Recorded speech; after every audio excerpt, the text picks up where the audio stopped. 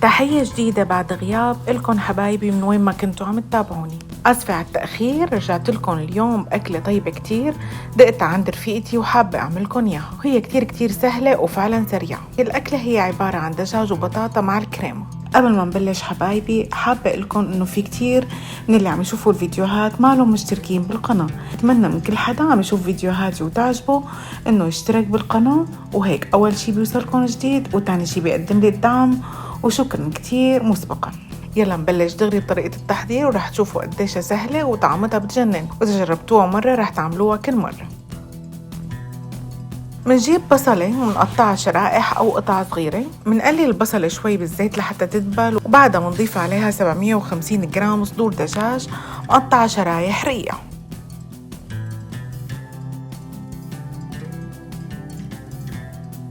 منضيف عليهم البهارات وكل شي رح اكتبه بصندوق الوصف. رح احط ملح وفلفل، هيل وزنجبيل وبابريكا.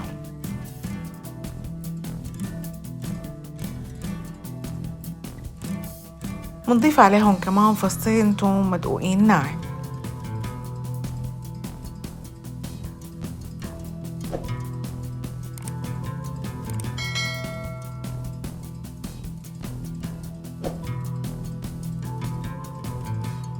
نحركهم كتير منيح، وقبل ما يستووا بشوي منكون مجهزين فلفلة ملونة ومقطعينها كمان شرائح أو قطع صغيرة، منحطهم فوق الدجاج ومخليهم يكملوا استوا كلهم مع بعض.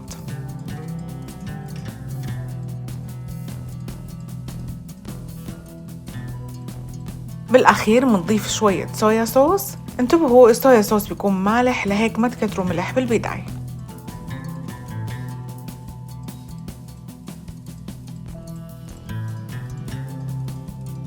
هالمرحلة منضيف معلقة قشطة. معلقة القشطة بتعطيها طعم كتير طيبة، بس هالموضوع اختياري، إذا كنتوا ما بتحبوا كتير تطلع دسمة فيكم ما تضيفوها، بس إذا ضفناها مثل ما قلت بتعطي طعمة طيبة. بنحركهم كلهم مع بعض وبنصبهم بصحن التقديم يلي نفسه بدنا ندخله على الفرن.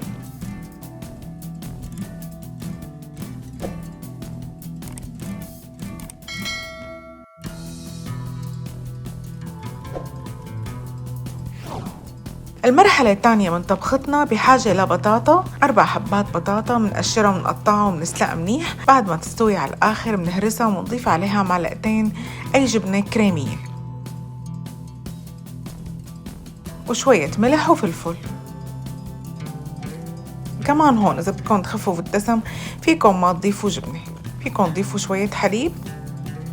بالنسبة لي أنا حبيت ضيف الجبنة، ممكن كمان تضيفوا جبنة أشقوان أو تشيدر كمان بيمشي الحال. نخلط البطاطا مع الجبنة كتير منيح والملح والفلفل ليتجانسوا ويصير القوام ناعم. هلأ منبلش نكورهم بالأحجام يلي انتو بدكن إياها. شايفة منكورهم بهالطريقة كتير سهلة، بس مجرد كرة. الأحلى إنه تساووها حجم وسط. بعد ما نكور البطاطا منوزعها كلها على كامل الصينية بهالشكل.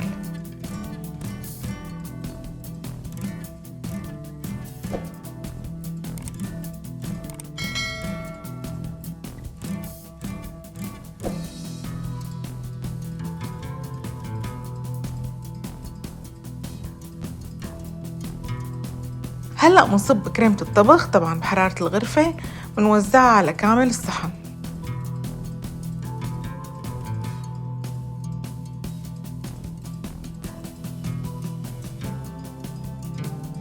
وهلأ فوقها منحط جبنة موزاريلا أو ميكس موزاريلا مع أشقوان، ومندخلهم للفرن حوالي 5 ل7 دقايق بيكونوا جاهزين. هالأكلة كتير طيبة وكتير سريعة وكتير سلسة والكل رح يحب، بس هي مثل ما قلت فيها كمية دسم شوي كتير، عشان هيك فيكم تخففوا بالاستغناء عن القشطة أو الاستغناء عن الجبنة بقلب البطاطا. صارت جاهزة أكلتنا، وصحة وألف هنا، ريحتها بتجنن وطعمتها كتير طيبة، حتى تاني يوم بتضل كتير طيبة.